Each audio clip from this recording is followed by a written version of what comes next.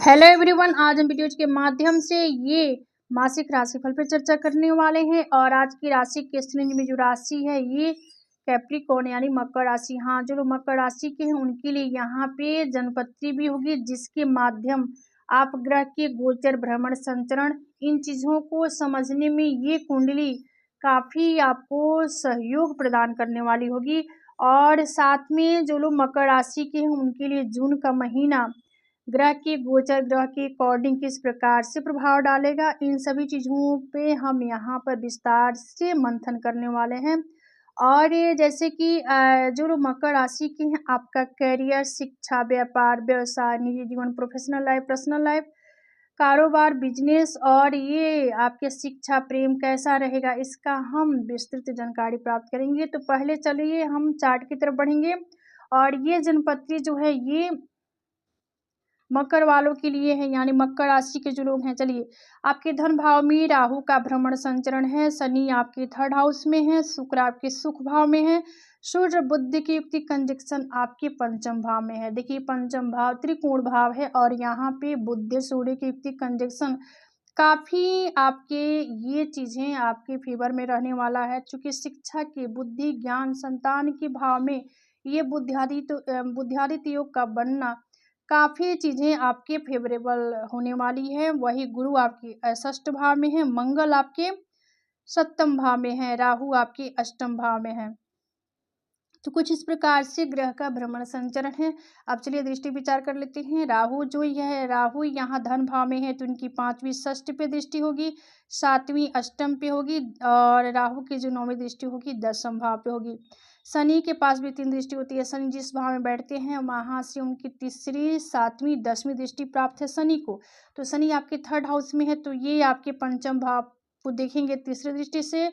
शनि की जो 7वीं दृष्टि है ये आपके भाग्य पे होगी और शनि की जो ये 10वीं दृष्टि जो है आपके द्वादश भाव पे होगी। कुछ इस प्रकार से शनि की दृष्टि होगी। चलिए, शुक्र आपके सुख भाव में है तो ये आपके 10वीं भाव को देखेंगे 7वीं दृष्टि से।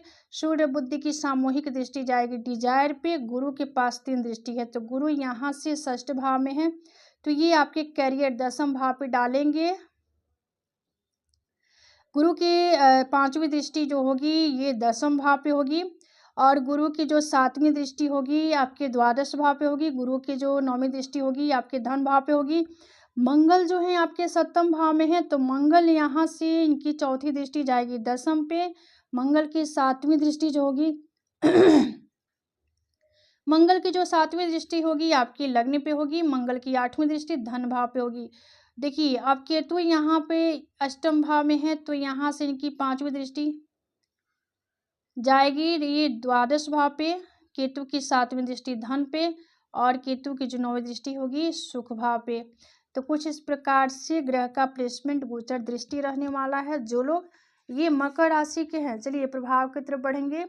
हाँ, यहाँ पे मकर राशि वालों के लिए यह महीना मेहनत और धैर्य का है। करियर में सकारात्मक बदलाव तो आएगा, वही परिवार के साथ समय बिताने का अवसर भी आपको प्राप्त होगा।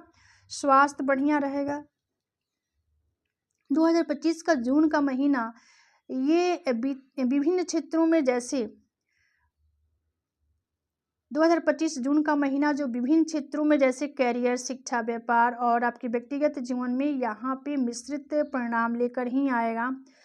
तो देखिए, करियर के दृष्टिकोण से यह महीना सकारात्मक रहेगा, लेकिन मेहनत और धैर्य की आवश्यकता होगी। इस माह रोजगार परख और उच्च शिक्षा में महत्वपूर्ण सफलता के योग बन रहे हैं, जो आपकी पढ़ाई में गहराई और नए दृष्टिकोण प्रदान करेगा।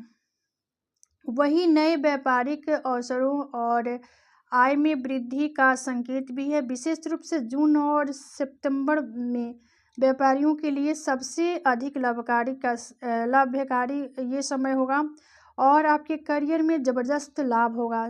मान सम्मान में बढ़ोतरी होगी। शुभ काम में धन आप खर्च करेंगे। किसी शुभ काम काज को लेकर आपका धन भी खर्च हो सकता है इस महीना में, जून के माह में। परिवार के साथ किसी हिल स्टेशन की यात्रा भी होंगे, यानी घूमने फिरने के योग भी बन रहे हैं। यानी घूमने फिरने के योग भी बन रहे हैं। आप में ये जून के महीना में कुछ इधर-उधर के भ्रमण भी कर सकते हैं।